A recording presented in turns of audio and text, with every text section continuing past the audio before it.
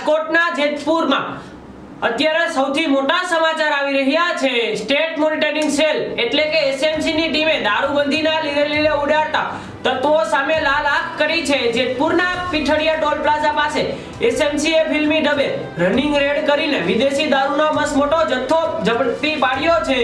જેતપુરના Pithadiya toll plaza પાસેથી પસાર થતી એક ટ્રકમાં બટેકાની આડમાં વિદેશી દારૂ છુપાવવામાં આવ્યો હતો। જો કે એસએમસીની ટીમે બાતમીના આધારે વોચ ગોઠવી ટ્રકને આંતરી લીધો હતો।